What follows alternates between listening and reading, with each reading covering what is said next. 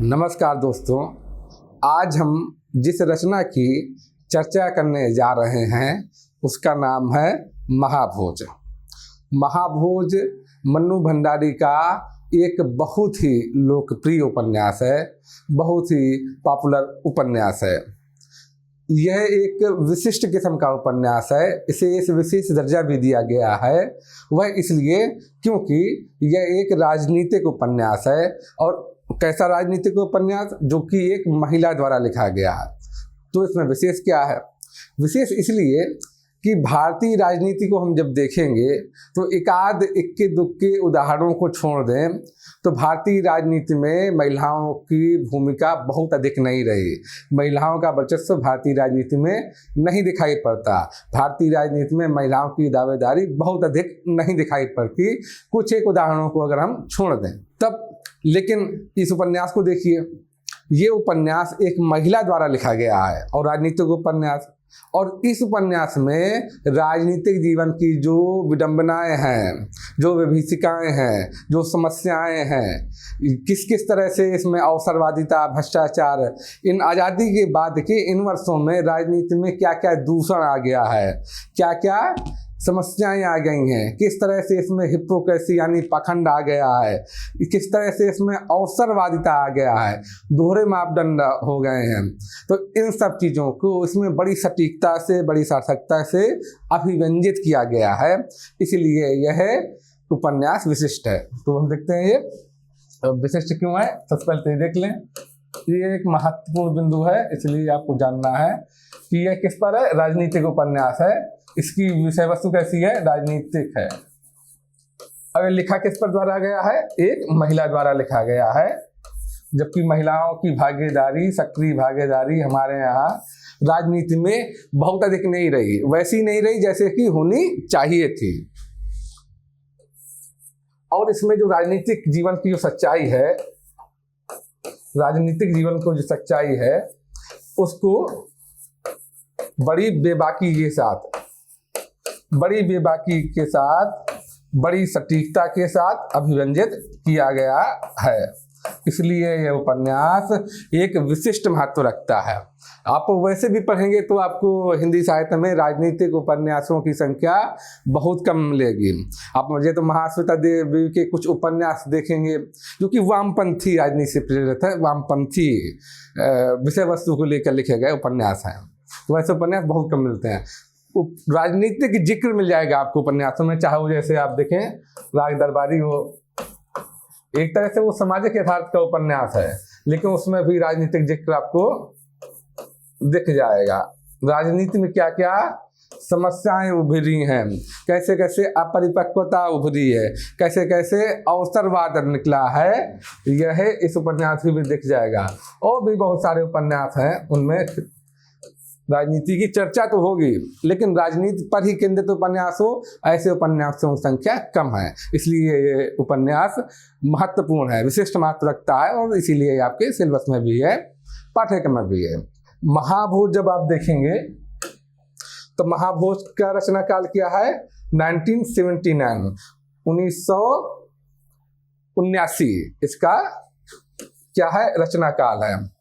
तो 1979 के समय जो परिस्थितियां क्या थी, उनकी झलक इसमें दिखाई देगी, उनकी झलक इसमें दिखाई देगी। और इसके माध्यम से देख सकते हैं हम क्या क्या चीजें इसमें उभरी हैं। जैसे कि क्या समस्या बड़ी उभर रही थी? दल बदल की समस्या।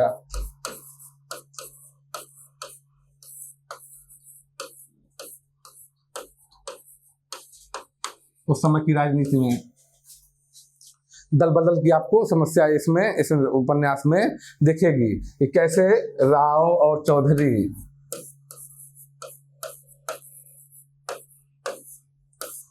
कैसे बार बार दल बदल करने की कोशिश कर रहे हैं अपने व्यक्तिगत लाभ के लिए। वो भले जनता द्वारा चुनकर आए हैं, लेकिन वह किस तरह से दल बदल की कोशिश कर रहे हैं। और थोड़ा थोड़ा हम देख लें, जैसे उस समय की हल्का हल्का सा हम आइडिया ले लेते हैं। यहाँ पर अगले जो स्लाइड है उसमें सब ये दिया गया है, विस्तार से हम लोग चर्चा कर लेंगे। दल बदल की समस्या देखेगी, जातिगत जो प्रभाव है राजनीति में दिखने लगा था, जाति सामाजिक इकाई है, लेकिन वो राजनीति में किस तरह से सक्रिय रोल निभाने लगी थी, यह भी इस उपन्यास में देखेंगे आप। इसमें आपको दिखाई देगा अवसरवाद कैसे कैसे राजनीति में आ गया था, वो भी आपको दिखेगा, और नौकरशाही पर राजनीति का क्या प्रभाव है, और नौकरशाही कैसे अपना दायित्व नहीं निभा पा रही थी जैसा कि उसे निभाना चाहिए था, वो भी दिखेगा। पांचवा बिंदु दिखेगा आपका मीडिया के प्रति, कि मीडिया को क्या बोला गया है, चौथा स्तंभ में बोला गया है लोकतंत्र का, लेकिन मीडिया ने क्या कार्य किया है, मीडिया ने कौन से काम किए हैं और क्या कार्य नहीं किया है, किस तरह से करती है काम, किस तरह से उसकी साठगांठ है राजनीति से, यह भी इसमें दिखाया गया है। पांचवा छठवां एक महत्वपूर्ण बिंदु है, सिविल सोसाइटी जो पढ़े लिखे लोग हैं वो किस तरह से निष्क्रिय हो गए हैं, वो भी इसमें दिखाया गया है। हल्का सा आइडिया यहाँ पर दे रहा हूँ, आगे हम अंदर जो स्लाइड्स में इसको विस्तारपूर्वक देखेंगे। तो ये इस तरह का उपन्यास है।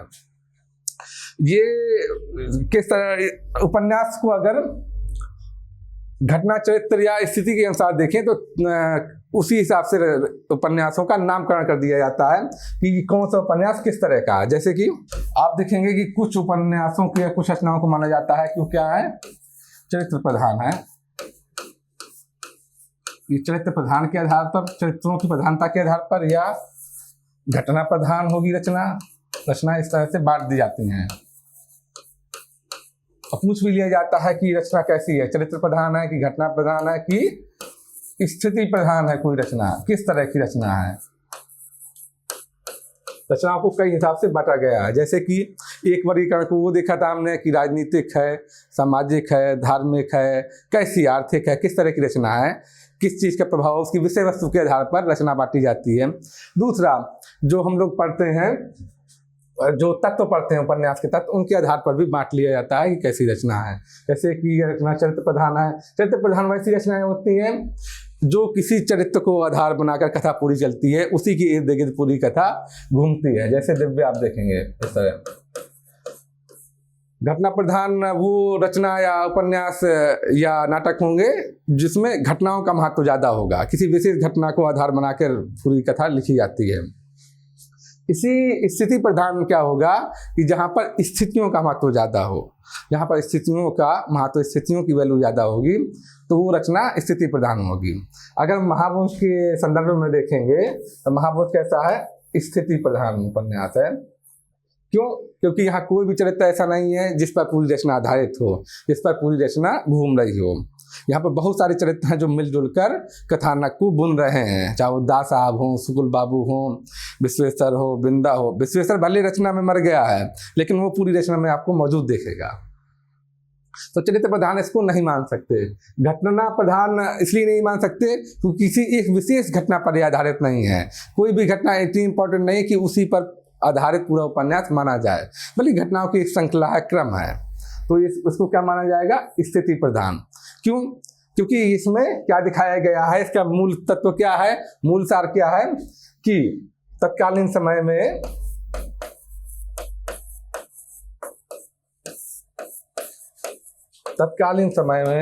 भारतीय राजनीति की स्थिति, भारतीय राजनीति या भारतीय समाज की, आप कह लीजिए, तो राजनीति भी समाज का हिस्सा है, समाज की क्या स्थिति थी,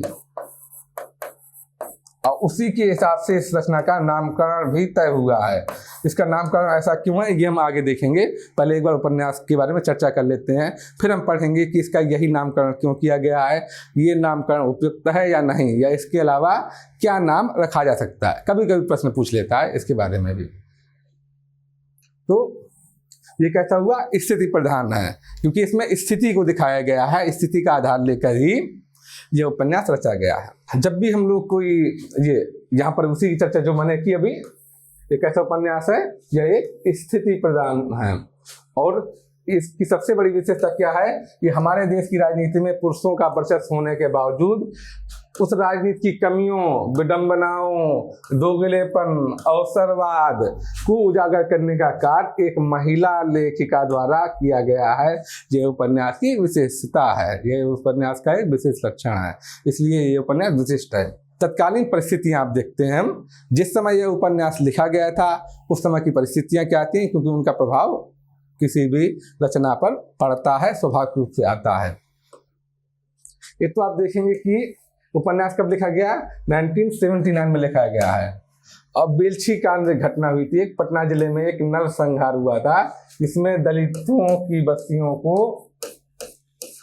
बस्ती को क्या हुआ था, आग लगा दी गई थी उच्च जाति के लोगों द्वारा।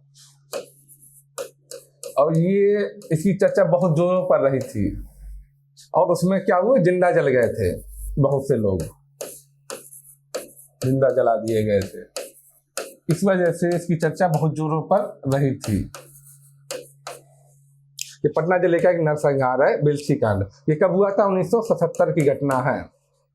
तो उसका प्रभाव भी इस रचना पर बहुत से समीक्षक ये मानते हैं कि उसका प्रभाव हुई है, क्योंकि इस रचना में दिखाया गया है जो विश्वेश्वर है, तत्समरूप उसका विश्वेश्वर होगा, वैसे जगह जगह इस रचना में क्या नाम आया, विशेषर आया है। विशेषर क्या कर रहा था, जो आगजनी की घटना हुई थी उसी के सबूत, उसी के प्रमाण इकट्ठे कर रहा था, जिसके चलते ही उसकी हत्या कर दी गई थी विशेषर की, जो कि रचना के शुरू में ही आया है कि उसकी लाश पड़ी हुई है पुलिया के पास में। तो ये उस पर प्रेरित है, ऐसा बहुत से समीक्षकों का मानना है। अगला देख लेते हैं परिस्थितियां। केंद्रीय पार्टियों को बहुमत साबित करने के लिए अब क्या था, क्षेत्रीय दलों की मदद की आवश्यकता पड़ रही थी, और क्षेत्रीय दलों की क्या है, अपनी शर्तें थी, वो अपने ढंग से अपनी शर्तों पर ही समर्थन देने को तैयार थे। तो इससे क्या हो रही थी, राजनीति में उथल पुथल हो रही थी।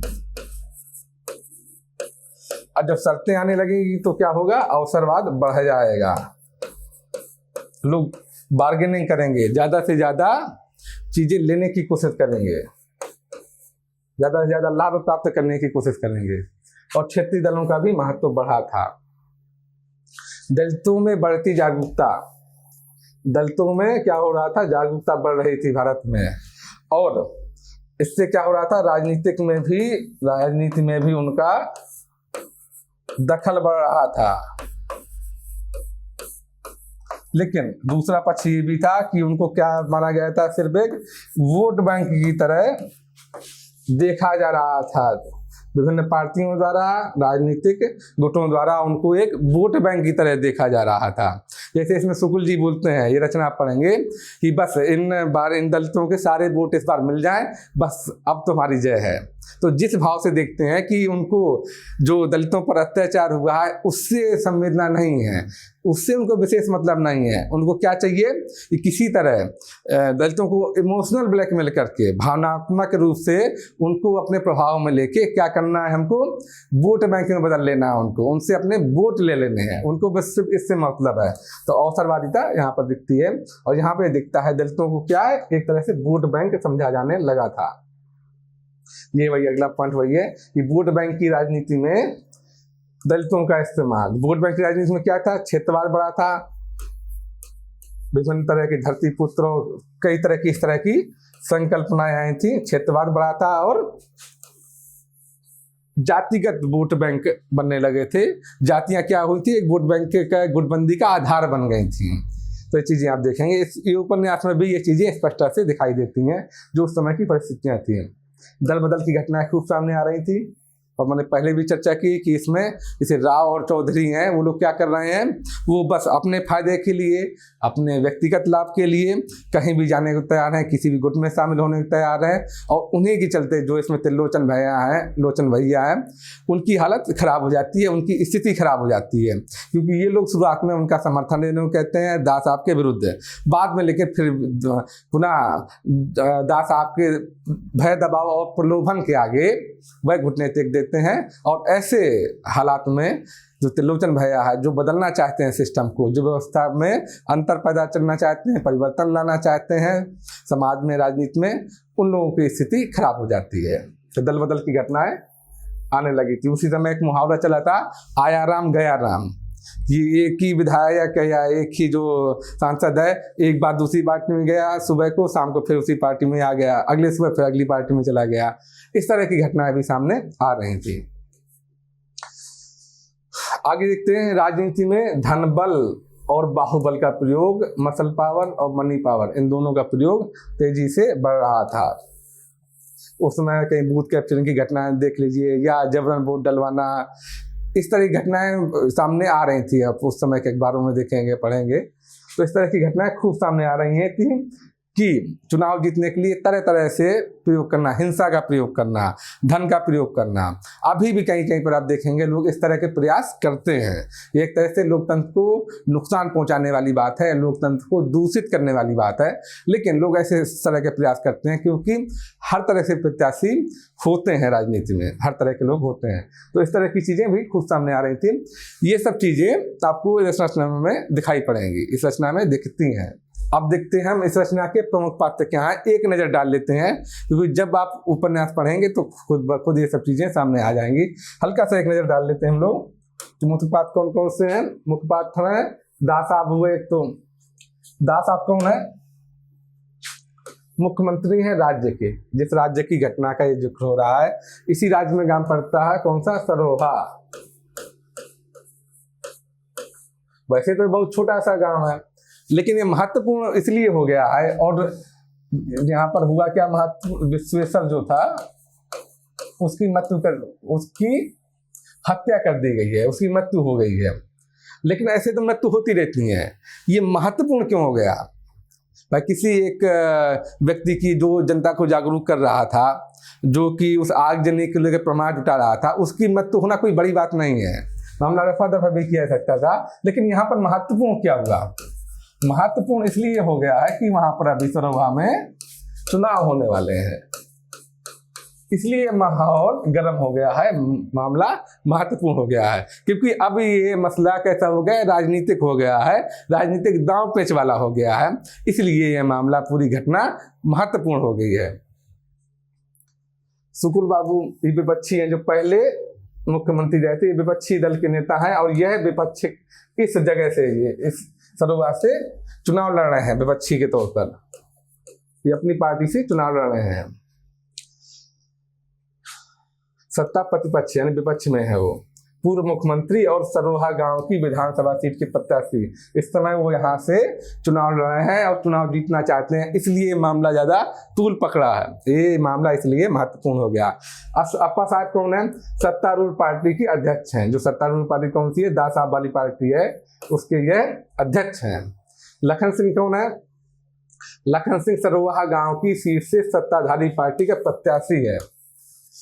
अब ये देखिए, ये भी एक तरह सा राजनीतिक दांव पेच है कि विपक्ष में कौन खड़ा है? सुकुल बाबू जैसा व्यक्ति, जो कि इससे पहले मुख्यमंत्री था, उसके सामने दास साहब ने किसको खड़ा किया है? लखन सिंह को, जिसका राजनीतिक प्रभाव नहीं है, जिसका कद बहुत छोटा है, जो अब तक पार्टी ऑफिस में ही छोटे मोटे काम करता था, राजनीतिक कद उसका छोटा है।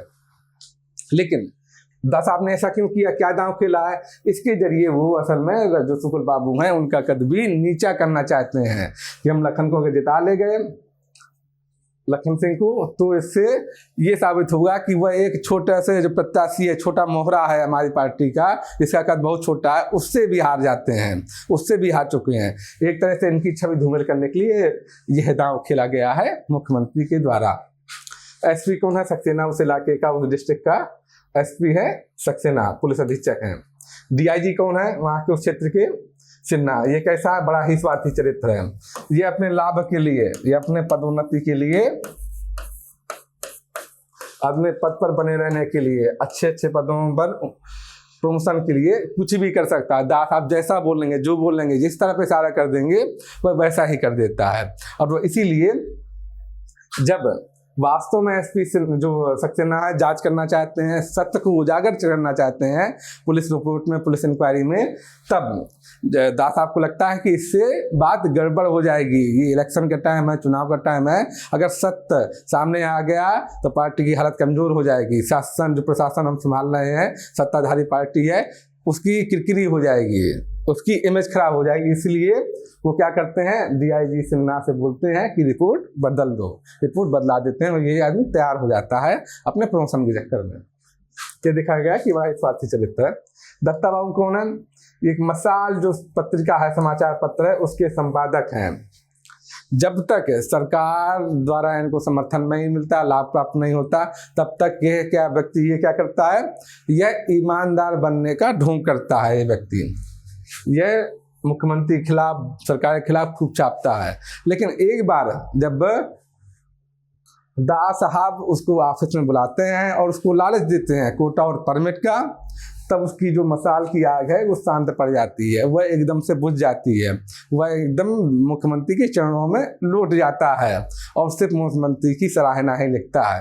तो ये इसके माध्यम से ये दिखाया गया है इस उपन्यास में कि जो बुद्धिजीवी वर्ग है, ये लोकतंत्र का चौथा स्तंभ मीडिया कहलाता है।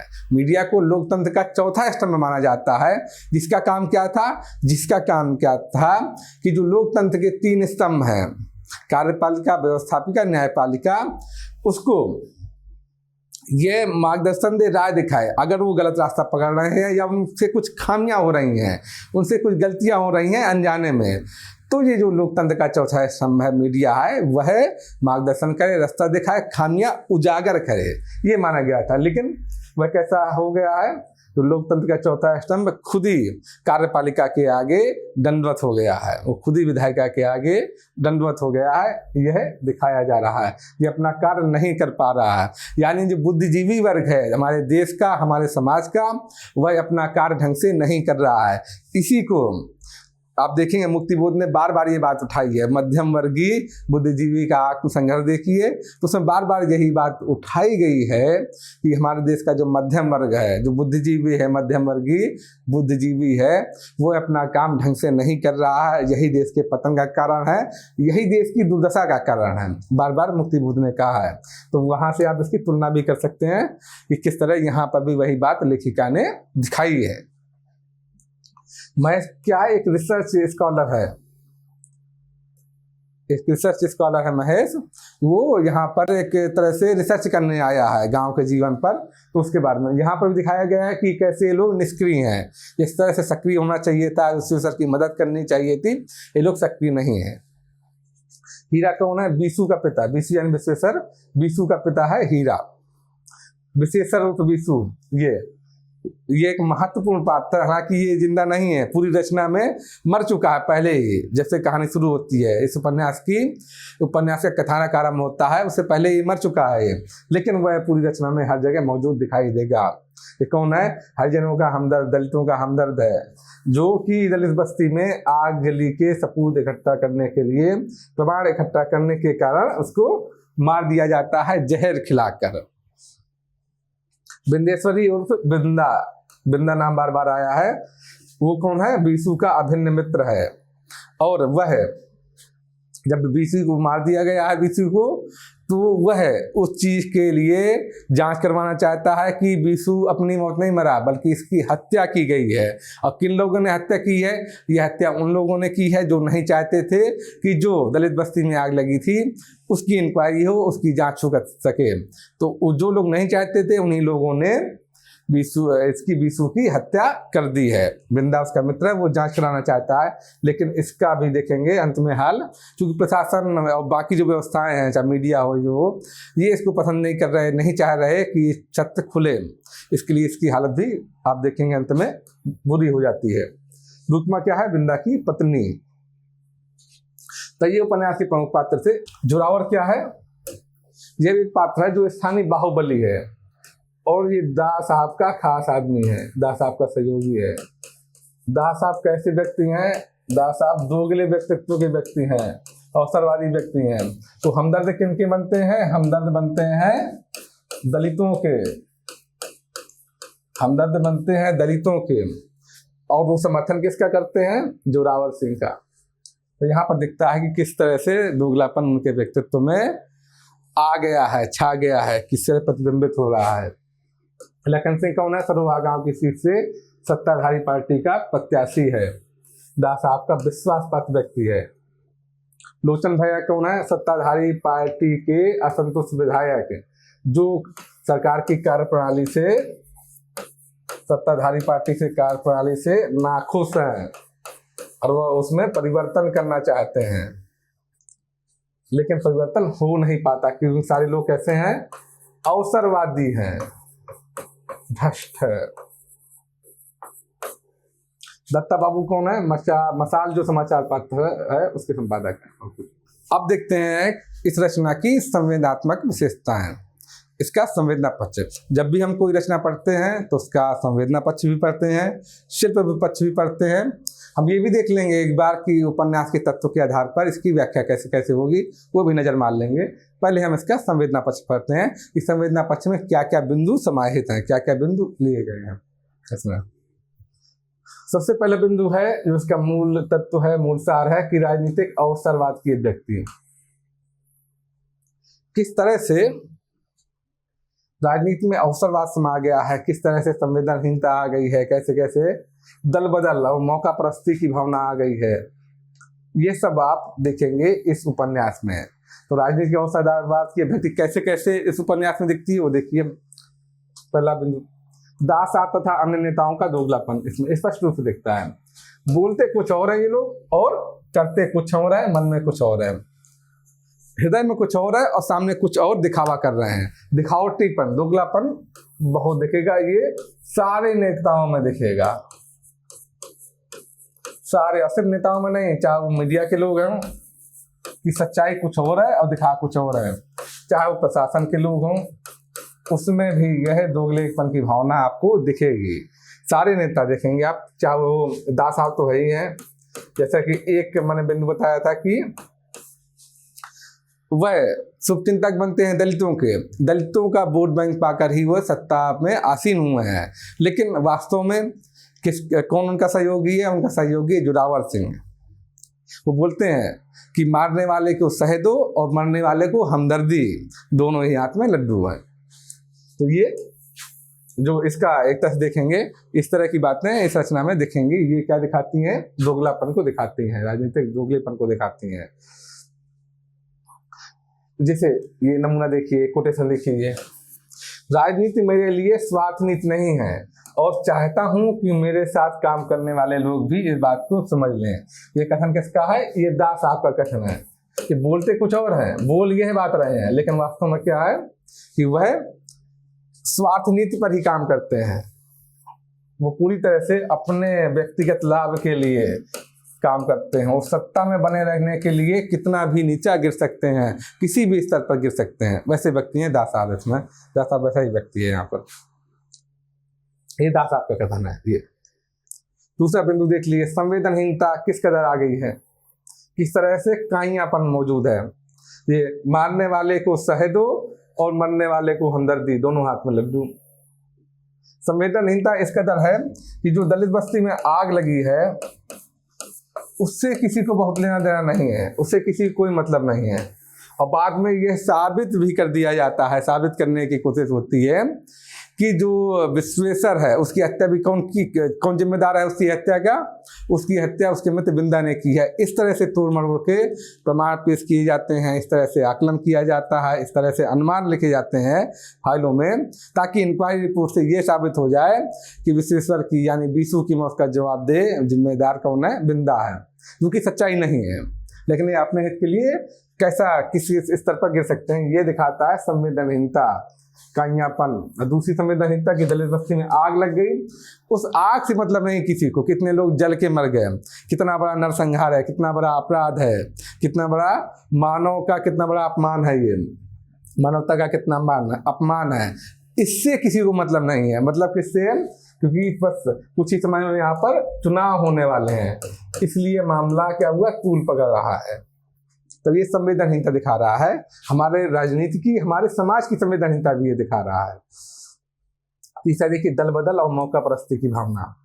राव और चौधरी जैसे नेता जो कि वर्तमान सरकार में, सत्ताधीन सरकार में क्या है? मंत्री है, मंत्रिमंडल के पद के लिए मोल भाव करते रहते हैं।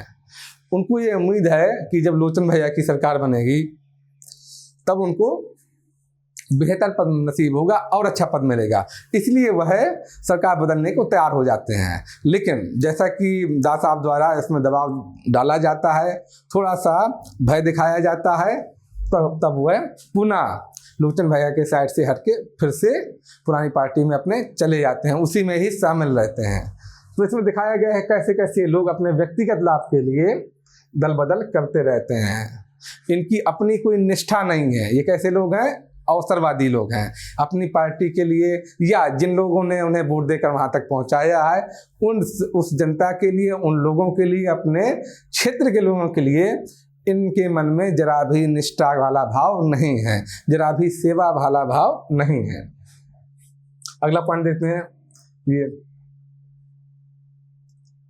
ये इसका उदाहरण है, जिसे जब दल बदल का आप देखेंगे कि इसी क्रांति का सपना देखा था। ये कौन बोल रहा है?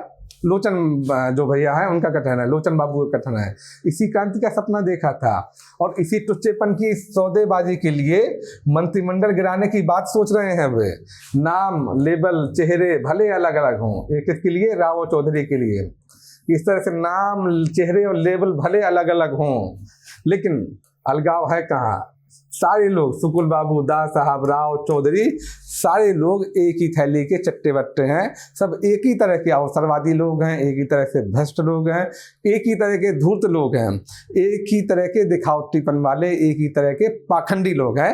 ये बोल रहे हैं लोचन बाबू, इनका कथन है। दूसरा बिंदु देखेंगे आप कि राजनीति में किस तरह से जातिवाद बढ़ गया है। ये रचना की विषय वस्तु में दिखता है। दलितों को क्या सिर्फ वोटर माना जा रहा है, उनको मानवीय संवेदना की दृष्टि से, मानवीय संवेदना की दृष्टि से नहीं देखा जा रहा है।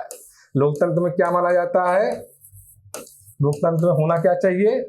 लोकतंत्र में होना चाहिए, लोकतंत्र में होना चाहिए, क्या होना चाहिए? कि जनता ही वास्तव में मालिक है और नेता लोग क्या है? जनता मालिक है और बाकी नेता लोग या लोक सेवक लोग कौन है? जनता के सेवक हैं। ये भाव होना चाहिए। जो भी सरकार है वो जनता की सेवक है, लेकिन हो गया है उल्टा। यहाँ पर लोकतंत्र है तो कहने को सैद्धांतिक रूप से, लेकिन वास्तव में एक बार वोट देने के बाद कोई सक्रिय भूमिका जनता की नहीं रह जाती है। और यहाँ पर वोटिंग कैसी होती है? देखिए, दलितों को क्या माना जा रहा है? सिर्फ वोटर माना जा रहा है। उन्हें वास्तव में जैसा नागरिक का कर्तव्य है, नागरिक का धर्म है, ये नागरिक का जो महत्व है राजनीति में, वो महत्व नहीं प्राप्त है।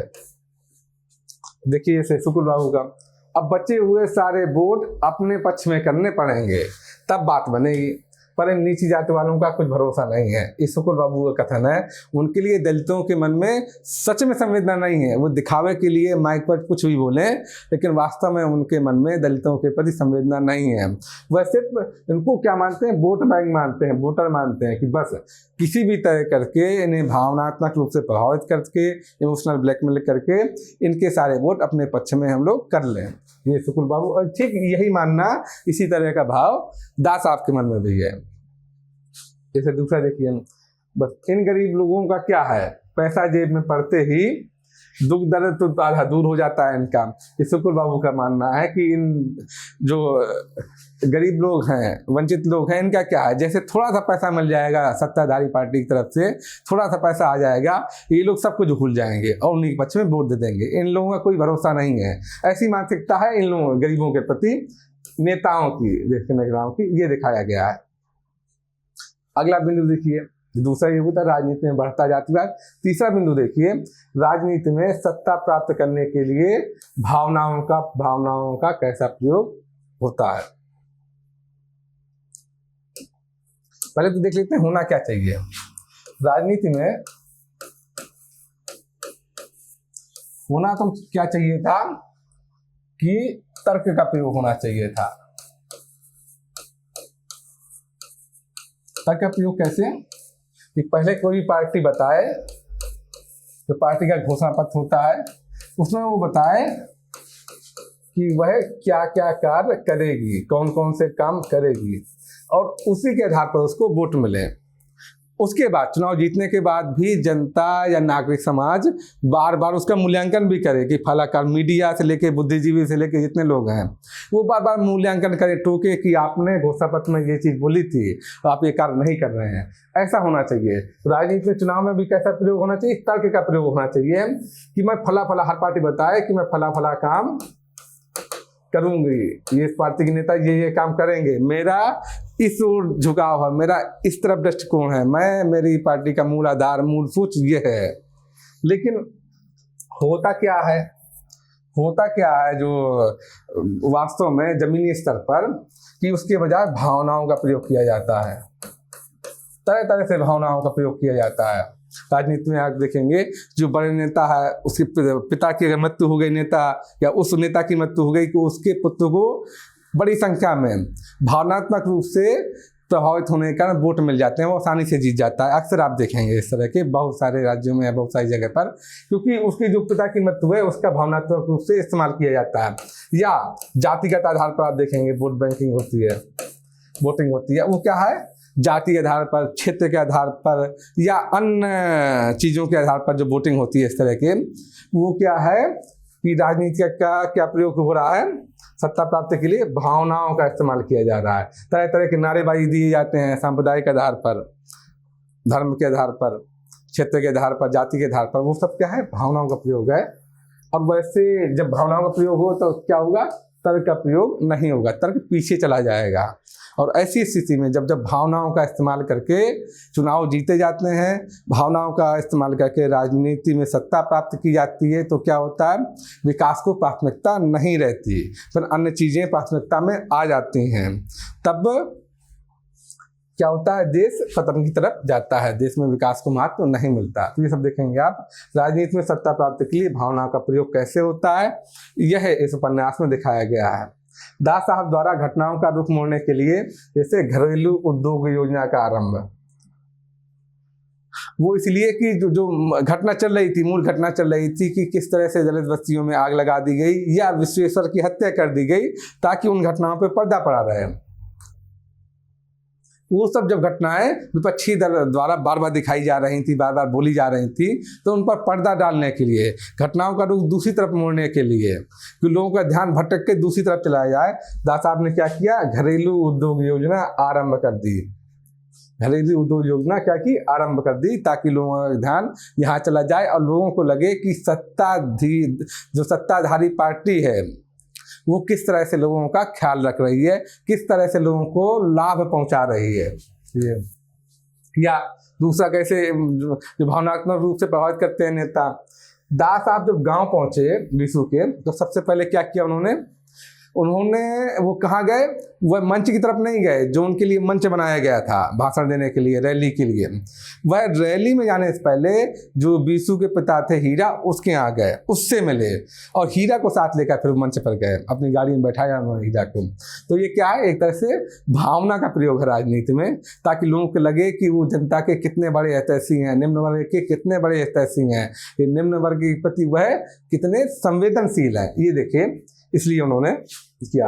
या दूसरा विपक्षी पार्टी द्वारा जिस तरह से सुकुल बाबू द्वारा लोगों की भावनाओं को उकसाया गया कि किस तरह से तुम लोगों का यहाँ पर शोषण हो रहा है और सत्ताधारी पार्टी सिर्फ उच्च वर्ग का, रईस वर्ग का, संपन्न वर्ग की समर्थक है, ऐसा जो उकसाया गया वो भी देख सकते हैं कि भावनाओं का प्रयोग किया गया है।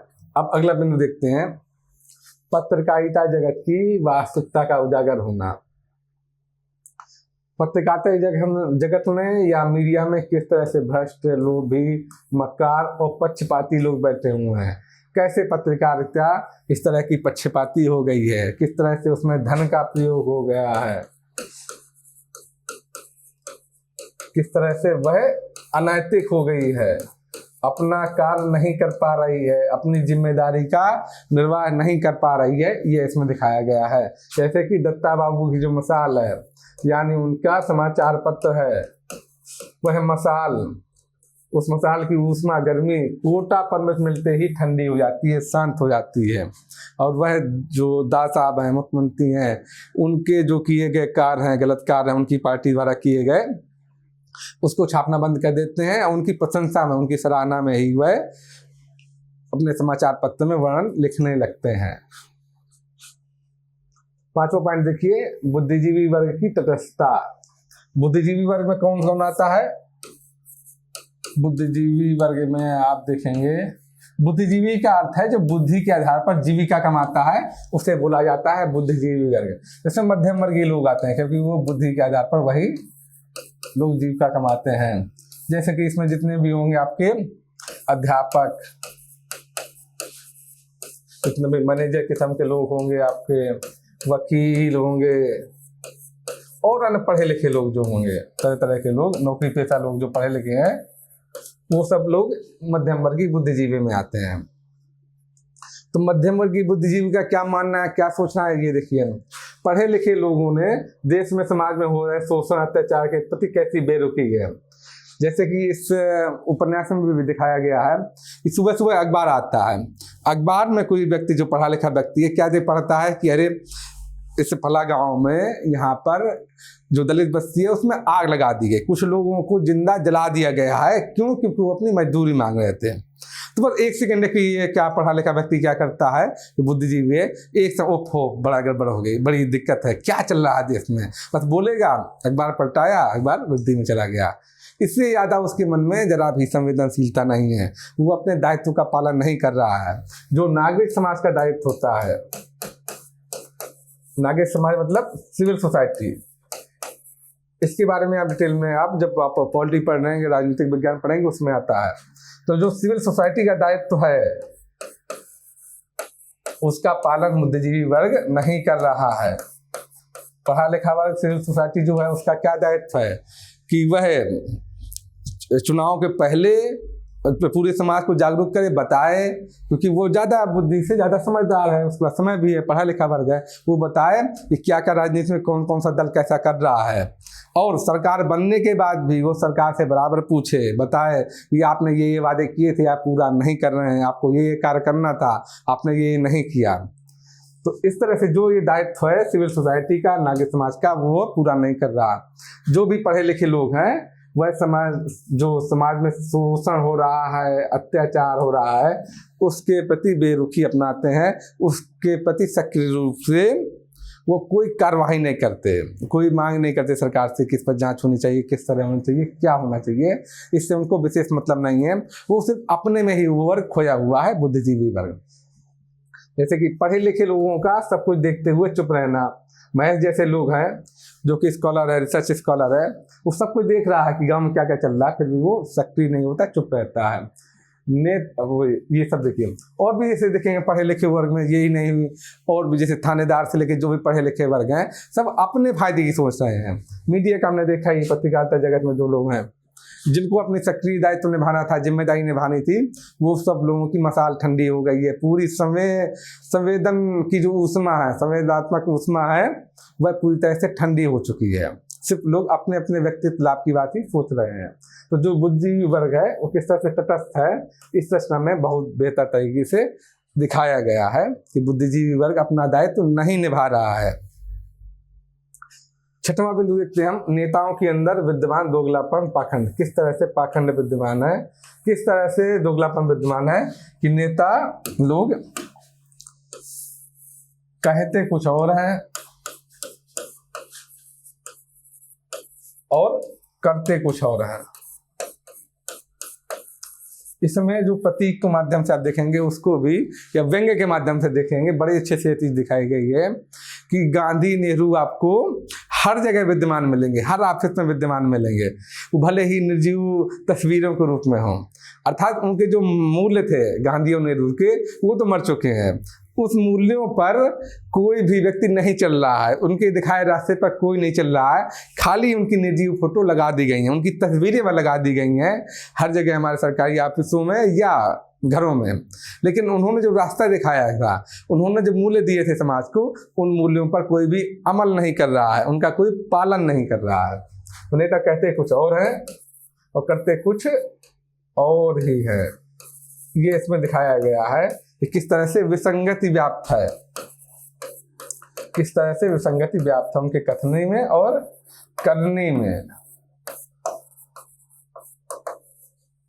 किस तरह से दोगलापन मौजूद है, किस तरह से पाखंड मौजूद है, कितनी ज़्यादा हिपोक्रेसी विद्यमान है हमारी राजनीति में, हमारे नेताओं के अंदर। उदाहरण हम पहले भी डिस्कस कर चुके हैं कि दास साहब हो, चाहे सुकुल बाबू हो या अन्य लोग हों, कैसे कैसे दोगलेपन के शिकार हैं। अगला बिंदु देखते हैं हम, नौकरशाही का भ्रष्ट, लोभी, संवेदनहीन तथा अवसरवादी रवैया।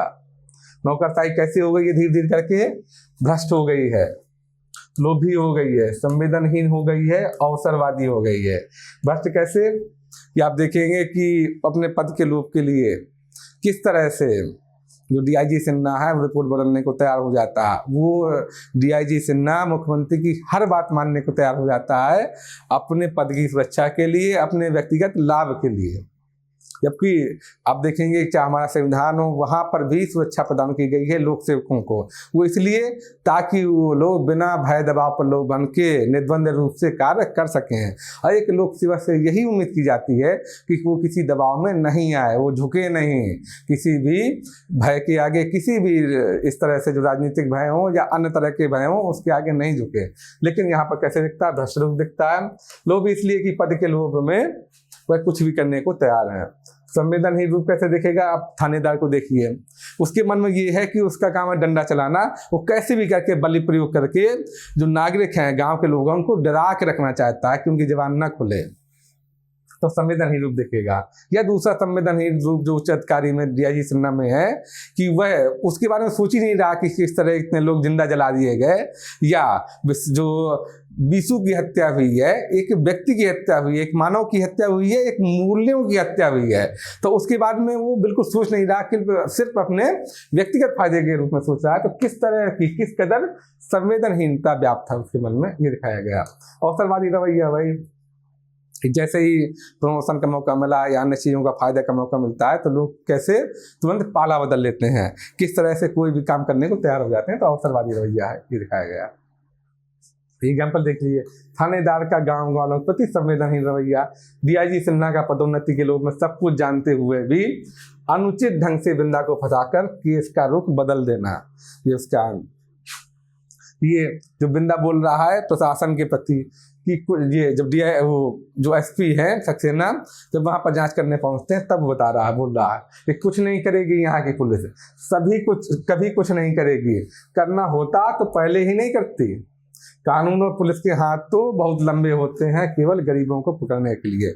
यह इस उपन्यास में दिखाया गया है कि किस तरह से जो गांव के लोग हैं उनका क्या रुख है, क्या नजरिया है प्रशासन के प्रति, पुलिस के प्रति, ये इसमें दिखाया गया है।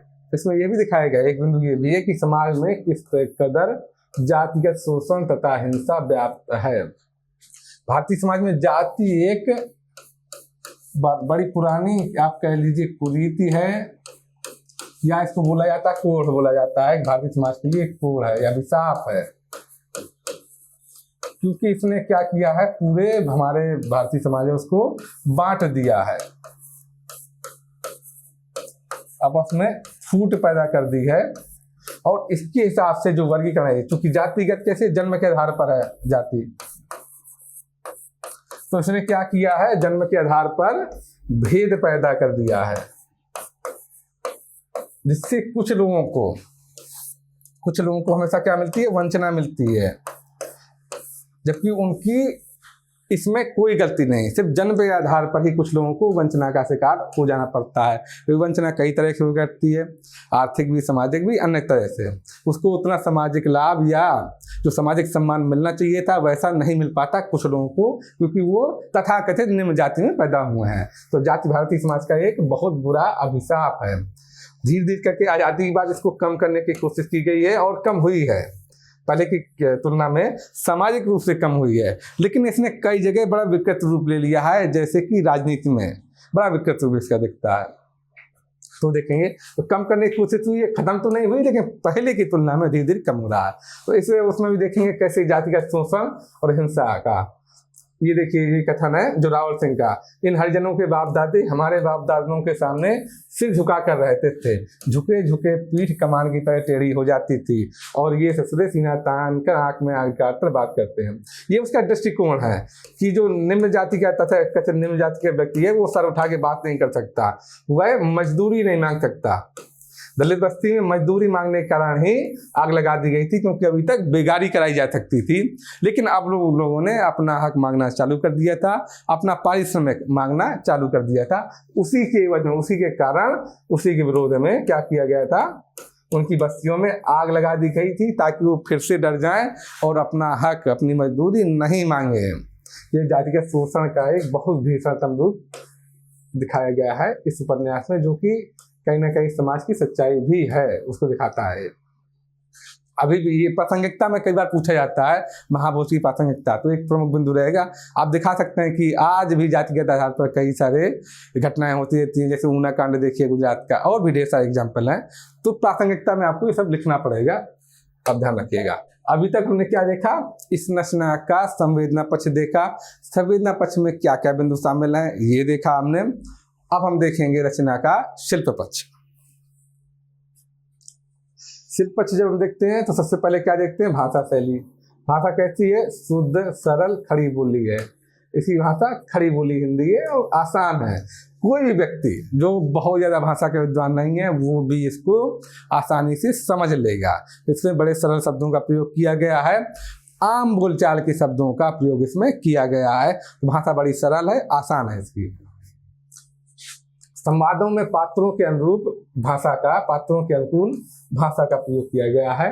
भाषा पात्रानुकूल है। जैसे कि बीसू का पिता है हीरा, वह अपनी कैसी भाषा में बोलता है, वह अपनी देशज भाषा में बोलता है। जैसे कि ये हीरा क्या बोल रहा है, बहुत छत पर करत रहा है सरकार, ये देशज भाषा है उसकी, अपनी गांव की भाषा है, उसमें बोल रहा है हीरा। महेश कैसा बोलता है, महेश पढ़ा लिखा पात्र है, पीएचडी कर रहा है, रिसर्च कर रहा है, तो कैसे अंग्रेजी शब्दों का प्रयोग करता है। जैसे महेश का कथन देखिए, he is not in his proper senses, ये महेश बोला है, ये अंग्रेजी में बोल रहा है, विदेशी शब्दों का प्रयोग कर रहा है। और दास साहब जैसे पात्र कैसे बोलते हैं, तत्सम भाषा में बोलते हैं। दास साहब को देखिए, गुलामी आत्मा का क्षय तो करती ही है, तो दास साहब बोल रहे हैं, तत्सम भाषा का प्रयोग कर रहे हैं। तो इस तरह से पात्रों के अनुसार भाषा बदली है इस उपन्यास में, जो कि एक भाषा शैली का बहुत उत्तम गुण माना जाता है। एक सफल रचनाकार ही इसको कर सकता है, इसको उतार सकता है अपनी रचना में। संवाद कैसे हैं, अगला बिंदु देखते हैं उसकी संवाद योजना। संवाद कैसे हैं, संवाद छोटे हैं, चुस्त हैं। इसकी संवाद योजना देख रहे हैं हम। संवाद छोटे और चुस्त ही होने चाहिए किसी भी रचना में, चाहे वो नाटक हो या उपन्यास हो। जैसे सक्सेना बोल रहे हैं, बीसू तुम्हारा दोस्त था ना, बिंदा क्या बोलता है, नहीं दुश्मन था। छोटे छोटे देखिए संवाद, सक्सेना दुश्मन, बिंदा हाँ, जो आदमी बीच में ही छोड़कर चला जाए उसे दोस्त कहेंगे आप। इस तरह से छोटे छोटे संवाद हैं, चुस्त हैं। इससे क्या रहता है, रचना में तनाव बना रहता है, रचना में आकर्षण बना रहता है, जिज्ञासा बनी रहती है, कौतूहल बना रहता है। इसलिए छोटे छोटे तनाव से प्रवाह बाधित नहीं होता, रचना का प्रवाह लगातार बना रहता है। तीसरा बिंदु हम देखेंगे, बिंब का प्रयोग। आमतौर पर बिंब या प्रतीक माना जाता है, किसका गुण है, ये काव्य का गुण है, ऐसा आमतौर पर माना जाता है। लेकिन जो सफल रचनाकार है वह है गद्य में भी इसका बड़ा सफल प्रयोग करते हैं, बड़े अच्छे ढंग से प्रयोग करते हैं। बिंब का प्रयोग क्या है, क्या इस्तेमाल है बिंब का। बिंब से पाठक के मन में जिस घटना का जिक्र हो रहा है उसकी छवि बन जाती है। जिस वस्तु या घटना का जिक्र रचना का कर रहा है उसकी एकदम सटीक छवि पाठक के मन में बन जाती है। इससे रचना का बड़ा सकारात्मक प्रभाव पाठक के मन में पड़ता है। रचना जल्दी समझ में आती है। जो अमूर्त चीजें भी हैं वो भी मूर्त रूप में सामने आ जाती हैं, इसलिए बिंब का इस्तेमाल किया जाता है। इसलिए प्रतीक का भी इस्तेमाल किया जाता है कि अमूर्त चीजें मूर्त रूप में आ जाएं, बड़ी स्पष्ट ढंग से बात की जाए। दूसरा, प्रतीक का फायदा क्या होता है, प्रतीक का फायदा ये होता है घटना काल, देश काल को चीर कर आगे निकल जाती है, उससे परे भी चली जाती है। प्रतीक का ये भी प्रयोग है। तो हम बिंब का प्रयोग देख लेते हैं। पात्रों के मनोभावों की सटीक अभिव्यक्ति के लिए यहाँ पर बिंब का प्रयोग किया गया है। एक एग्जाम्पल की देखिए, लखन के बारे में दिखाया गया है। ये था क्या है, आवेश के मारे मुंह से थूकी छोटी छोटी फुहारें छूटने लगी लखन के, और सांवला चेहरा एकदम बैगनी हो गया। तो एक तरफ से जो शारीरिक चेष्टाएं हैं लखन की, उसके चेहरे का रंग कैसा बदला, शक्ल कैसी हो गई उसकी, उसका वर्णन किया गया है। तो ये क्या है, बिंब योजना है, बिंब का प्रयोग है। इस तरह के खूब बिंब आपको इस उपन्यास में, इस रचना में मिलेंगे। प्रतीक का प्रयोग, प्रतीक जैसे मैंने बताया, ये प्रतीक का इस्तेमाल इसलिए करते हैं कि अमूर्त चीज़ है मूर्त रूप में सामने आ जाए। दूसरी रचना इससे देश काल को पार कर जाती है, उससे परे निकल जाती है। जैसे इसमें इस रचना में बीसू की लाश वास्तव में क्या है, लोकतंत्र की लाश है। वो बीसू की लाश बस नहीं है जो इस रचना में आई है, वो एक तरह से लोकतंत्र की लाश है, जिसको कि भ्रष्ट और दोगले नेता जो दास साहब शुक्ल जी जैसे नेता हैं, अफसर डीआईजी सिन्हा जैसे अफसर, पत्रकार दत्ता साहब जैसे पत्रकार, और बाहुबली गुंडे लोग, कौन, जोरावर सिंह जैसे बाहुबली गुंडे लोग नोच नोच कर खा रहे हैं। ये लाश वास्तव में बीसू की लाश नहीं है, हमारे देश के लोकतंत्र की लाश है, जिसको ऐसे नेता अफसर गुंडे और पत्रकार लोग ने नोच नोच के खा लिया है। उसको क्या हालत हो गई देश की, किस तरह से लोकतंत्र का पतन हो गया है। लोकतंत्र वास्तविक रूप में जैसा होना चाहिए था वैसा नहीं हुआ, इसमें क्या क्या समस्याएं हैं, इस चीज़ को लेखिका ने दिखाया है, लेखिका ये दिखाना चाहती है। इसलिए वास्तव में बीसू की लाश एक तरह से प्रतीक है। ये महाभोज नाम भी एक तरह से प्रतीक है इसी चीज़ का। अब आज देखते हैं हम लोग। पांचवा बिंदु है नाटकीयता। इसमें देखेंगे नाटकीयता वैसे किसका गुण है, नाटकीयता नाटक का गुण है, क्योंकि जब हम तत्व पढ़ते हैं, रचना के तत्व, जब हम रचना के तत्व पढ़ते हैं तो शुरुआत के 6 तत्व होते हैं रचना के। तो वो उपन्यास और नाटक में कॉमन है। जैसे कि कथानक जो हमने पढ़ा थे, कथानक कथा वस्तु, दूसरा क्या है चरित्र योजना, तीसरा उद्देश्य, चौथा संवाद योजना, पांचवा भाषा शैली। इस तरह के जो तत्व पढ़ते हैं तो छठवां देश काल वातावरण। ये 6 तत्व हैं जो नाटक और उपन्यास दोनों में कॉमन है, दोनों में समान है। लेकिन एक 7वां तत्व होता है जो कि उपन्यास का हिस्सा नहीं है, वो उपन्यास का तत्व नहीं है, वो सिर्फ नाटक का तत्व है। वो है अभिनेता, रंगमंचीता या नाटकीयता, वो नाटक का तत्व है। लेकिन जो सफल रचनाकार हैं, सफल लेखक हैं, वो लोग क्या करते हैं, उपन्यास जैसी विधा में भी नाटकीयता ले आते हैं। और क्यों ले आते हैं, इसका फायदा क्या होता है नाटकीयता लाने का, नाटकीयता लाने से रचना की क्या होता है, प्रभावशीलता बढ़ जाती है, उसकी ग्रहणशीलता पाठक की उस रचना के प्रति बढ़ जाती है, रचना उसकी अभिव्यंजना शैली बढ़ जाती है, ज़्यादा अच्छे से पाठक के मन में रचना पाठक के हृदय में बस जाती है, मस्तिष्क में अंकित हो जाती है, छप जाती है। इसलिए नाटकीयता का प्रयोग किया गया है। अब देख लेते हैं नाटकीयता के प्रयोग के लिए क्या क्या जरूरी है, क्या क्या होना चाहिए। नाटकीयता के लिए जो तत्व है, पहला तत्व सबसे पहला कि रचना में क्या होना चाहिए, द्वंद्व होना चाहिए, रचना में तनाव व्याप्त होना चाहिए, ये होना जरूरी है, बिना इसके नाटक नहीं है, पहला तत्व है। दूसरा आकस्मिकता होनी चाहिए, उसमें एक कौतूहल होता रहना चाहिए, एक जिज्ञासा की भावना लगातार उसमें बनी रहे, इसलिए आकस्मिकता का होना जरूरी है। तीसरा इसकी दृश्य योजना होनी चाहिए, कि नाटकीयता के लिए आवश्यक तत्व है, दृश्य योजना होनी जरूरी है। संवाद योजना भी ऐसी हो कि छोटे छोटे संवाद हों, उसके छोटे छोटे चुस्त संवाद हों।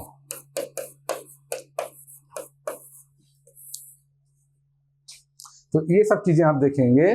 तीसरा जो बिंब योजना, जो चेष्टाएं हैं, या इसी चेष्टाएं या इसी को बोला जाता है कायिक अनुभव भी बोला जाता है।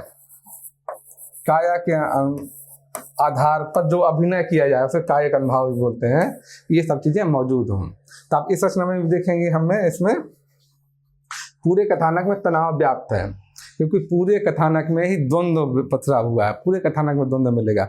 शुरू से ही एक तनाव पूरी रचना में मिलता है कि बीसू की हत्या हो गई है, पुलिया के पास लाश मिली है, तभी से पूरे गांव में सनसनी फैली हुई है। दोनों ही राजनीतिक पार्टियां हैं, दोनों ही राजनीतिक गुट हैं, वहाँ भी तनाव व्याप्त है, नौकरशाही में भी तनाव व्याप्त है, और मीडिया के यहाँ भी तनाव व्याप्त है लगातार। कैसे मीडिया रूप बदल रही है, पहले किस पक्ष में झुकी हुई थी, अब किस पक्ष में चली गई है। तो एक द्वंद्व भी मौजूद है, नैतिकता और अनैतिकता के बीच जो द्वंद्व है, किस तरह से मीडिया अपना पक्ष बदल रही है, किस तरह से कभी इसको फेवर करती है, कभी दूसरे पक्ष को, कैसे चली जाती है, वो सब देखेंगे। तो इस तरह करके क्या है, पूरी रचना में ही तनाव व्याप्त है। उपन्यास में जो दृश्य योजना है वो ऐसी है कि उसे थिएटर के अलग अलग सेट में बांटा जा सकता है।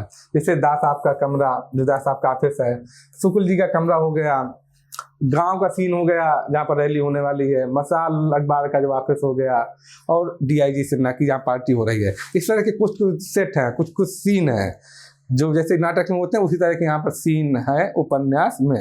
ये इस तरह के सीन उपन्यास में मौजूद है। तीसरी होती है आकस्मिकता। इसमें आकस्मिकता भी आप खूब देखेंगे, कैसे कैसे जो कथानक उसकी दिशा एकदम से बदल जाती है। कि पहले जब बीसू की हत्या हुई है तो सुकुल बाबू बड़े उत्तेजना में हैं, किस तरह से वो अपने पक्ष में पूरे वोट बैंक सारी चीज़ों को करना चाहते हैं। फिर एकदम से दास साहब आते हैं, वो घरेलू उद्योगों का जिक्र करते हैं, हीरा को अपनी गाड़ी में बैठा लेते हैं, जब वो रैली करते हैं उससे पहले उसको अपने साथ रैली वाले स्थल पर ले जाते हैं, तो उनका पल्ला झुक जाता। कैसे कैसे चीज़ें होती हैं। फिर उनका व्यक्तित्व का रूपांतरण होता है, जो सक्सेना है, एसपी हैं, उससे चीज़ें परिवर्तित होती हैं। और फिर लास्ट में जो दास साहब के कहने पर डीआईजी सिन्हा जिस तरह से रिपोर्ट बदलता है, कैसे चीज़ें एकदम से बदलती हैं, वो सब आकस्मिकता को ही दिखा रहा है। फिर उसके बाद देखते हैं इसकी 10 योजना हमने देख ली। छोटे छोटे संवाद है इस रचना में। संवाद योजना अत्यंत चुस्त है। पात्रों की संख्या समुचित है, ना बहुत ज़्यादा पात्र हैं न बहुत ज़्यादा कम है। पात्रों की संख्या से ज़्यादा महत्वपूर्ण होता है किसी भी रचना में कि उनका समुचित निर्वाह हो। जो मुख्य पात्र हैं उनका महत्व ज़्यादा हो, जो गौण पात्र हैं उनका महत्व कम हो। ये ज़्यादा महत्वपूर्ण चीज़ है। अगर ये चीज़ मौजूद है, समुचित निर्वाह मौजूद है, तो मैला आंचल जैसी रचनाएं भी जिनमें 200 से ज़्यादा पात्र हैं, उनमें भी बिखराव नहीं दिखता, उनमें चरित्रगत आधार पर बिखराव नहीं मिलता, क्योंकि उनमें चरित्रों का समुचित निर्वाह किया गया है। तो पात्रों की संख्या भी कम होनी चाहिए, जरूरत से ज़्यादा नहीं होनी चाहिए, समुचित होनी चाहिए, और उससे भी ज़्यादा जरूरी है कि उनका समुचित निर्वाह होना चाहिए। पूरी रचना में द्वंद्व उपस्थित है तो हम देख ही चुके हैं। द्वंद्व भी कई तरह के हैं। देखिए, जातिगत द्वंद्व उपस्थित है, ये जोरावर सिंह का दलितों के बीच में चल रहा है। पार्टीगत द्वंद्व देखिए, राजनीतिक द्वंद्व किस तरह है। सुकुल बाबू की पार्टी एक तरफ है और दूसरी तरफ है दास साहब की पार्टी। मानसिक अंतर्द्वंद भी देखिए, सक्सेना के मन में तो बहुत ज़्यादा है, बाकी लोगों के मन में भी उपस्थित है। जैसे लोचन भैया के मन में जो मानसिक अंतर्द्वंद उपस्थित है, आपके मन में देख लीजिए, उस तरह का मानसिक अंतर्द्वंद मिलेगा। और सबसे ज़्यादा जो दिखेगा वो कहाँ है, सक्सेना जो एसपी हैं उनके मन में मानसिक अंतर्द्वंद दिखेगा। मानसिक अंतर्द्वंद ना भूलिएगा, अक्सर लोग बाकी द्वंद्व तो लिख देते हैं परीक्षा में, ये वाला पॉइंट भूल जाते हैं, तो ये वाला पॉइंट याद रखिएगा। और इस उपन्यास में विशेषकर, क्योंकि इसका महत्व बहुत ज़्यादा है, कई बार सक्सेना के चरित्र को भी पूछ लिया जाता है, सीधे प्रश्न पूछ लिए जाते हैं। अब देखते हैं हम आगे सूत्र भाषा का प्रयोग। सूत्र भाषा का क्या मतलब है? सूत्र भाषा का मतलब है कि जब बात कैसे सूक्तियों के रूप में कही जाए। संस्कृत में आपने सूक्तियाँ पढ़ी होंगी कि बहुत कॉम्पैक्ट फॉर्म में बातों को स्पष्ट रूप से कह दिया जाए, बहुत कम शब्दों में कह दिया जाए, तो उसको बोला जाता है सूत्र भाषा। जैसे कि स्वार्थ को इतनी छूट देना ठीक नहीं कि वह विवेक को ही खा जाए। ये क्या है? सूत्र भाषा, सूक्तियों की तरह इस्तेमाल हुआ है। आवेश राजनीति का दुश्मन है, राजनीति में विवेक चाहिए, या कुर्सी और इंसानियत में बैर है। तो ये सब क्या है? सूक्तियाँ हैं। तो इस रचना में, इस उपन्यास में सूत्र भाषा का प्रयोग है, और ये कैसा व्यंग्य के तौर पर है। जब भी रचनाकार अपनी बात कहना चाहता है रचना में, या समाधान प्रस्तुत करना चाहता है, या अपनी बात कहना चाहता है, तो उसके पास क्या तरीका है? उसके पास पहला तरीका तो ये है कि वो उद्देश्य के रूप में अपनी बात कह दे, या जबरदस्ती। दूसरा ये कि जैसे पात्रों से अपनी बात करवाए, या घटनाक्रम वैसे मोड़े। लेकिन वैसा इन दोनों चीज़ों में रचना कैसी हो जाएगी? बनावटी हो जाएगी, बनावटी दिखने लगी। ऐसा लगेगा कि इसमें उद्देश्य कैसा है, उद्देश्य चिपका हुआ है, उद्देश्य ऊपर से थोप दिया गया है, ऐसे लगने लगेगा रचना में। तो तीसरा तरीका क्या है? तीसरा तरीका ये है कि बात को लेकर व्यंग्य के माध्यम से कहता है।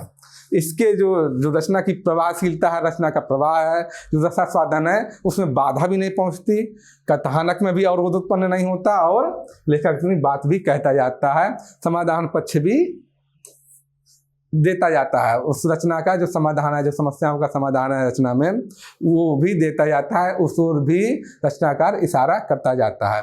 जितने भी सफल रचनाकार हैं उनके रचनाओं में देखेंगे, जैसे कि मैलांचल में भी आप देखेंगे क्या किया है रेणु ने, क्योंकि रेणु बीच में कूद नहीं सकते, रेणु कथा में हस्तक्षेप नहीं कर सकते, वो एक आंचलिक उपन्यास है।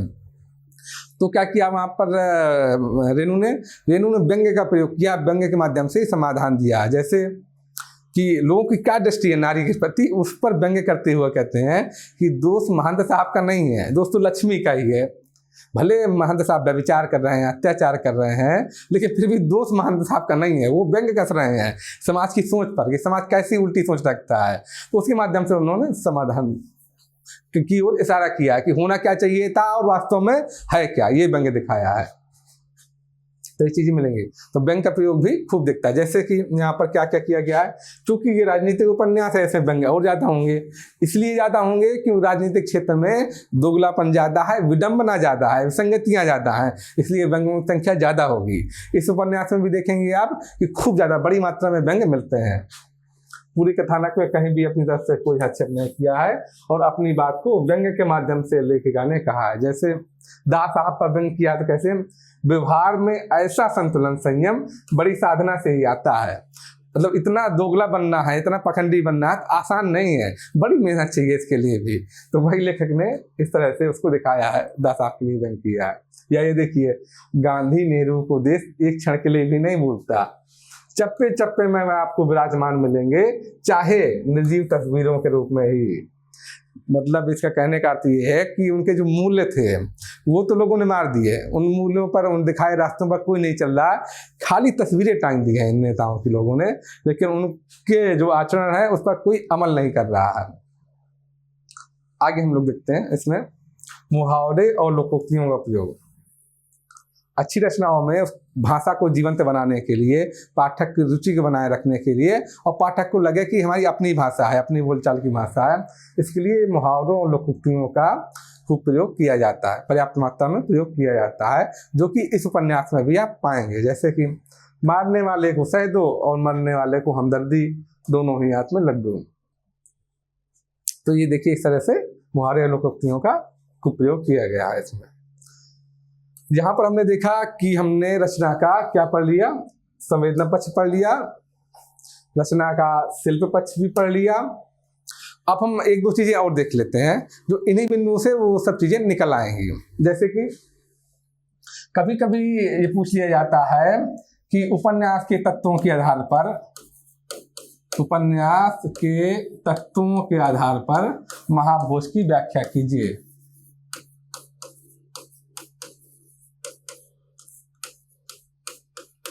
उपन्यास के तत्वों के आधार पर महाभोज उपन्यास की व्याख्या कीजिए। तो उपन्यास के तत्व क्या क्या हैं? पहले तो 6 तत्व देखते हैं। कौन सा? पहला कथानक एवं कथावस्तु। ये आपको बिल्कुल टिप पे होना चाहिए, याद होना जरूरी है। दूसरा उद्देश्य, जो रचना का उद्देश्य होता है, उपन्यास का उद्देश्य होता है। तीसरा होता है चरित्र योजना या पात्र योजना बोलते हैं उसको। चौथा क्या है?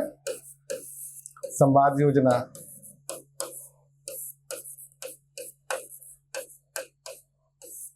पांचवा है भाषा शैली।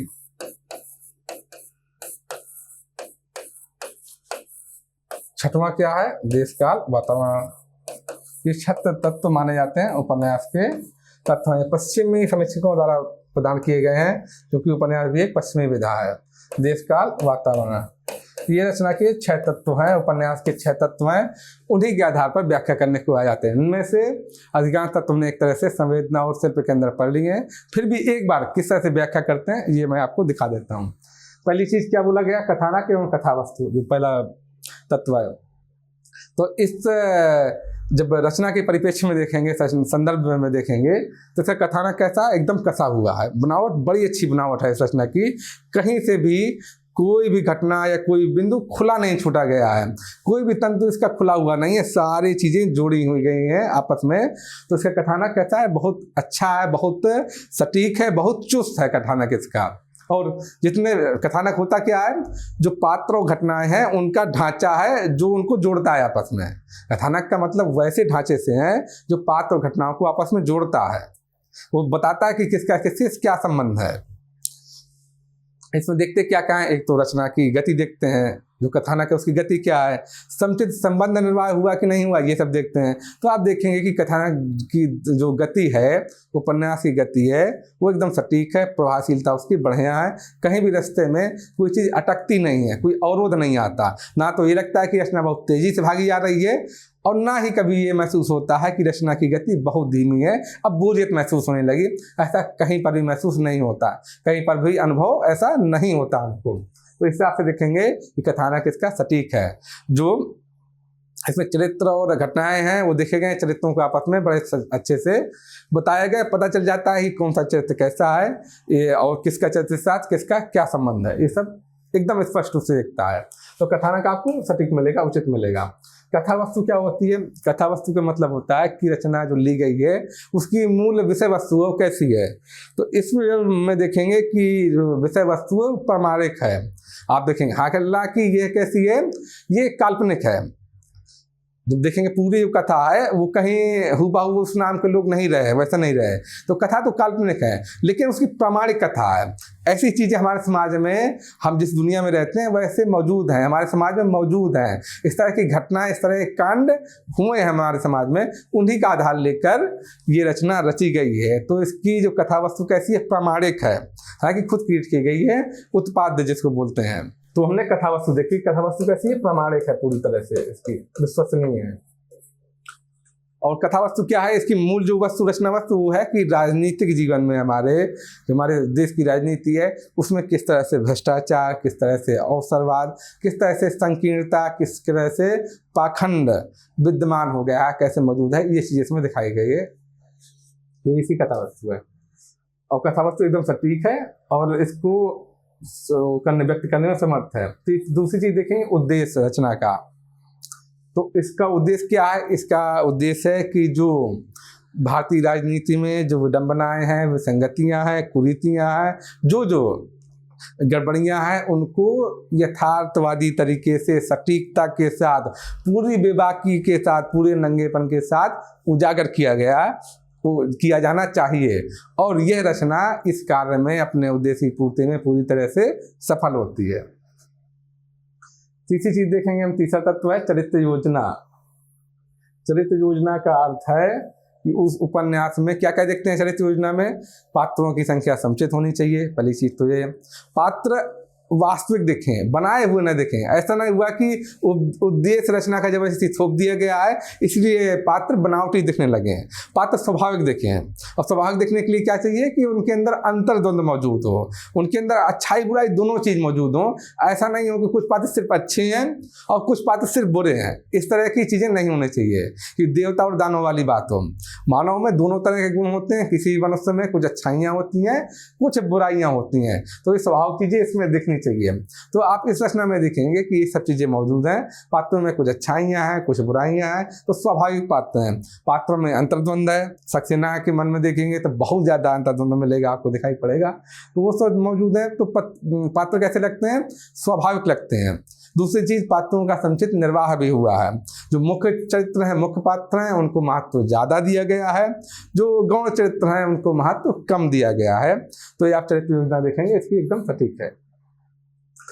अब देखते हैं हम समाज योजना। समाज योजना के लिए क्या क्या देखते हैं हम लोग कि समाज कैसे होना चाहिए। छोटे छोटे होने चाहिए, चुस्त होने चाहिए, सटीक होने चाहिए और सरल भाषा में होने चाहिए। साथ ही साथ ये देखना पड़ता है कि कौन सा पात्र संवाद कर रहा है, कौन सा पात्र बोल रहा है। जैसे जैसे पात्र की पृष्ठभूमि बदलेगी वैसे वैसे संवाद की भाषा भी बदल जाएगी।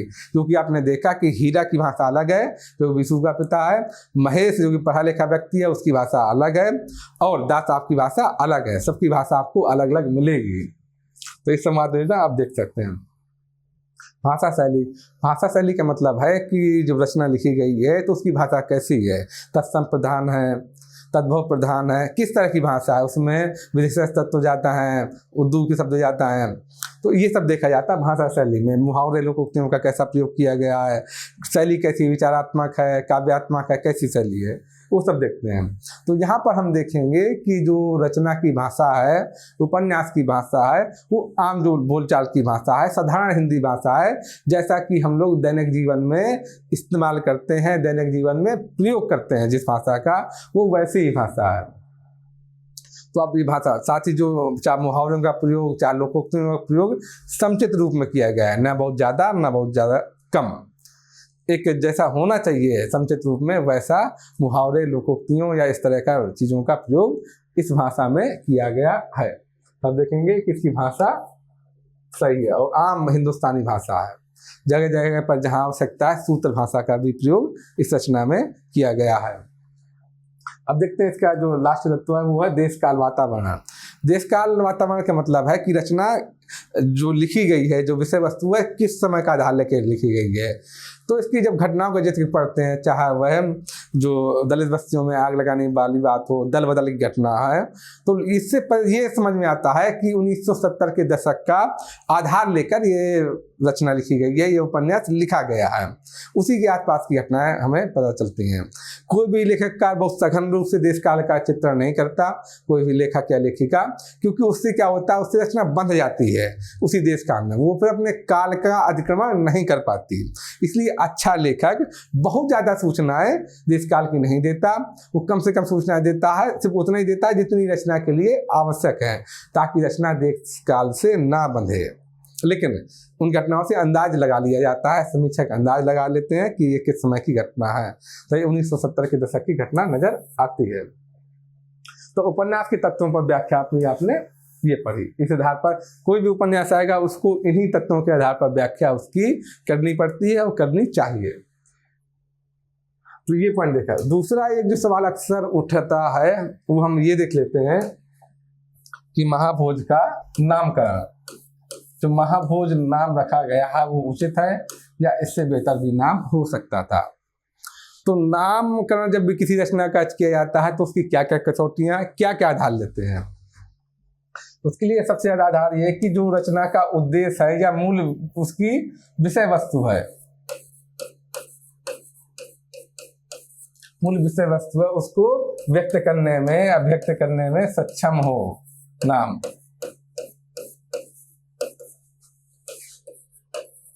उसको व्यक्त करने में सक्षम हो। दूसरा चीज होती है कि वह पाठक के मन में क्या हो, जिज्ञासा उत्पन्न करे।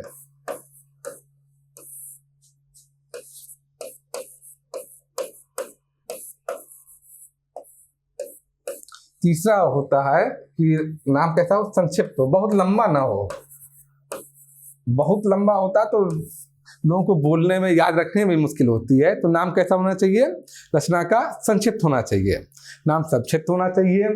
वो ऐसा हो नाम कि जो विषय वस्तु रचना की उसको अभिव्यक्त करने में वह नाम सक्षम हो। और तीसरा कि वह पाठक के मन में जिज्ञासा उत्पन्न करे, क्योंकि बहुत बार ये होता है कि जब जिज्ञासा उत्पन्न होती है तो लोग रचना खरीदते हैं, पढ़ना आरंभ करते हैं। तो पाठक के मन में जिज्ञासा भी उत्पन्न होनी चाहिए। अब हम देखते हैं इस रचना में, इस उपन्यास में कि ये तीनों कसौटियां पूरी होती हैं या नहीं होती। तो हम देखते हैं कि महाभोज नाम है, जो महाभोज का अर्थ क्या है। महाभोज कहते हैं उस भोज को जो मृत्यु के बाद, किसी की मृत्यु के बाद खिलाया जाता है, जिसको 13वीं भी बोला जाता है। 13वीं भोज भी उत्तर भारत में बहुत सारी जगह पर बोल दिया जाता है।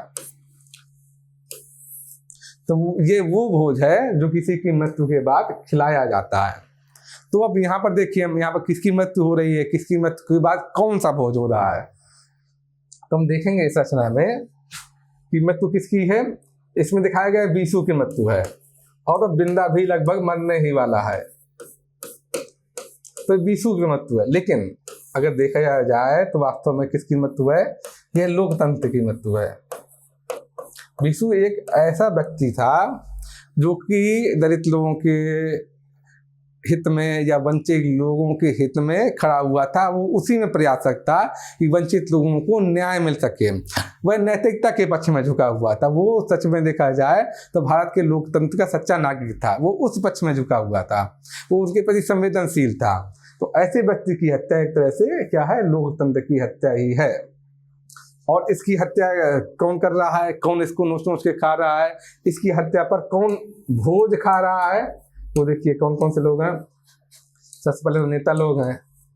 सुकुल बाबू को ये खुशी है कि उन प्रदेश में सबसे बड़ी रैली उनकी रैली हुई है, उस रैली का प्रभाव होगा तो वो जीत जाएंगे वहाँ से, सरुआ से। तो सुकुल बाबू हुआ। दास साहब को ये लाभ है, ये फायदा हो रहा है कि किस तरह से उन्होंने भावनात्मक राजनीति का प्रयोग करके हीरा को पसंद कर लिया, गाँव वालों को अपने प्रभाव में ला लिया। घरेलू उद्योग योजना के जरिए वो कैसे वोट बैंक खींच लेंगे और जीत जाएंगे चुनाव। तो वो लोग दोनों लोग ये देखिएगा, नेता लोग वोट खा रहे हैं, अपने काम में मगन है। दूसरा आप देखिएगा हुआ आपका प्रशासन। प्रशासन में कौन है? जो डीआईजी सिन्हा, उसके यहाँ बड़ी रंगीन पार्टी चल रही है। आप देखेंगे किस तरह से वहाँ पर ढेर सारे लोग मौजूद हैं। उसके जो मेहमान हैं कैसे कैसे वो हल्की बातें कर रहे हैं वहाँ पर, कि दिखावेपन की बातें कर रहे हैं। सच में वो लोग नैतिक नहीं है, सच में वो लोग न्याय के समर्थक नहीं है, लेकिन बड़ी बड़ी बातें कर रहे हैं। वो देखिएगा कि कैसे अपरिपक्व, कैसे सतही तौर के लोग वहाँ पर मौजूद हैं और वहाँ पर पार्टी कर रहे हैं। दूसरा ये हुआ। तीसरा आप देखेंगे कि दत्ता साहब जो मीडिया है, दत्ता साहब को जैसे कोटा और परमिट मिल गया तो कैसे वह और उसके साथी पार्टी कर रहे हैं, भोज कर रहे हैं। किस तरह से वो आनंद में मगन है कि चलो हमको एक कोटा मिल गया, अब हमारा अखबार जल्दी से फैल जाएगा, बढ़ जाएगा, हमारा धंधा, हमारा बिजनेस बढ़ जाएगा। तो लोग कैसे नैतिकता को ताक में रखकर पार्टी कर रहे हैं। तो देखिएगा ये सारे लोग भोज खा रहे हैं। ये मत्तू भोज जो है, ये सारे लोग मिलकर ये मत्तू भोज खा रहे हैं। लोकतंत्र की मत्तू का ये भोज खा रहे हैं। लोकतंत्र की लाश को लोग नोच नोच के खा रहे हैं। तो इसलिए इस रास्ते अगर देखेंगे कि महाभोज नाम क्या है, ये अपने जो विषय वस्तु है उसको व्यक्त करने में सक्षम है, उसकी अभिव्यंजना करने में ये नाम एकदम सटीक है, एकदम उत्तम है, सर्वोत्तम है ये नाम। तो इस हिसाब से देखेंगे इसको, ये इस कसौटी को महाभोज पूरा करता है। दूसरा बात कि लोगों के मन में जिज्ञासा उत्पन्न करे। जैसे ही महाभोज का नाम आता है तो लोगों को मन में तुरंत जिज्ञासा होती है कि किसका महाभोज है, किसका मत्तू भोज है ये, तो जिज्ञासा उत्पन्न करता है ये। तीसरा संक्षिप्त होना चाहिए। तो महाभोज बड़ा संक्षिप्त नाम है, छोटा सा नाम है, इसे बोलने में, याद करने में कोई मुश्किल नहीं, कोई दुर्वरता नहीं, कोई कठिनाई नहीं है, कोई परेशानी नहीं है। तो सारी कसौटियों को पूरा करता है। तो इस हिसाब से देखेंगे कि महाभोज का नामकरण बिल्कुल सटीक है। वह जो स्थिति प्रधान नाटक है तो उसकी अभिव्यंजना करने में वो पूरी तरह से सक्षम है इस नामकरण। तो ये नामकरण पूरी तरह से सार्थक है। ये अपने विषय वस्तु को, रचना वस्तु को अभिव्यक्त करता है। तो ये हमने देखा है, प्रश्न भी देख लिए। कभी कभी कुछ चरित्रों पर भी प्रश्न पूछ लिया जाता है, जैसे सक्सेना के चरित्र की विशेषता बतलाइए, तो बहुत मुश्किल नहीं है। आप बता सकते हैं कि उसके मन में किस तरह से अंतर्द्वंद मौजूद है। पहले वो कैसा व्यक्ति था कि हालांकि पहले वो ईमानदार व्यक्ति था, लेकिन पहले डरता रहता था, लेकिन बाद में अंत तक रचना के आते आते तक उसने डरना छोड़ दिया। किस तरह से वह सत्य को उजागर करने के कार्य में लग गया। और यही आप जब पढ़ेंगे, यही सार है इस रचना का, जो कि इस रचना के समर्पण में, उपन्यास के समर्पण में ही मन्नू भंडारी ने दिखाया है, लिखा है कि उस खतरनाक दुर्निवार लपकती अग्निलीक है, उसके प्रति मेरा समर्पण है कि उस खतरनाक दुर्निवार लपकती अग्निलीक के लिए जो बीसू और बिंदा तक ही नहीं रुकी रहती है, अर्थात वो उसके बाद सक्सेना में चली गई और धीरे धीरे करके जनता में फैलेगी, ऐसा लेखिका का विश्वास है कि वो अग्निलीक, वो मन में जो कीड़ा चला गया कि नहीं अन्याय हो रहा है, इसके प्रति हमको जागृत होना है, इसका सामना करना है, तो वो अग्निलीक है। वो बीसू और बिंदा तक नहीं रही, वो आगे भी उसकी चली गई, सक्सेना तक चली गई। और उस अग्निलीक ने सक्सेना का व्यक्तित्व में परिवर्तन कर दिया, व्यक्तित्व में बदलाव ला दिया। और वो किस तरह से, जो पहले सक्सेना बार बार डर जाता था, वो व्यक्ति अब निडर होकर सच्चाई का सामना करने को तैयार खड़ा है। वो कागजात को खुद लेता है और जो बिंदा की पत्नी है उसके साथ साथ वो जा रहा है सत्य को उजागर करने के लिए। तो ये सब चीज़ें हम देखेंगे। तो उसका चरित्र कैसा है, बदलता हुआ चरित्र है सक्सेना का, कि वो अंदर से ईमानदार है, शुरू में हिम्मत नहीं जुटा पाता है, लेकिन बाद में वह उसके व्यक्तित्व में परिवर्तन आता है, उसके मन में कैसा कैसा अंतर्द्वंद मौजूद है, वो सब देखेंगे। अब बहुत देर तक सच्चाई छुपा के आप नहीं रख सकते हृदय में, बहुत देर तक यदि ईमानदार व्यक्ति हैं, जहाँ मुक्तिबोध ने बोला है वो चीज़ें कि जो वास्तव में ईमानदार है, सच्चा बुद्धिजीवी है, मध्यम वर्गीय बुद्धिजीवी, तो उसके मन में अंतर संघर्ष आएगा ही आएगा। वो कुछ ना कुछ विश्वचेतक बनने की कोशिश करेगा। उसी विश्वचेतक बनने की प्रक्रिया में यहाँ पर सक्सेना है।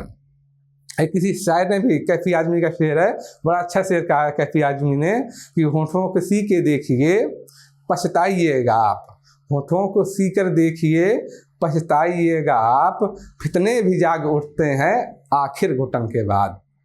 तो अभी हमने जो पढ़ा, जो महाभोज उपन्यास पढ़ा, उसमें क्या क्या बिंदु महत्वपूर्ण है, कहाँ कहाँ से प्रश्न उठ सकता है, संवेदना पक्ष पढ़ा, शिल्प पक्ष पढ़ा, उसकी विषय वस्तु क्या है ये देखा, नामकरण पर प्रश्न पूछा जा सकता है वो देखा, चरित्र जो चरित्र चित्रण है सक्सेना का वो देखा हमने।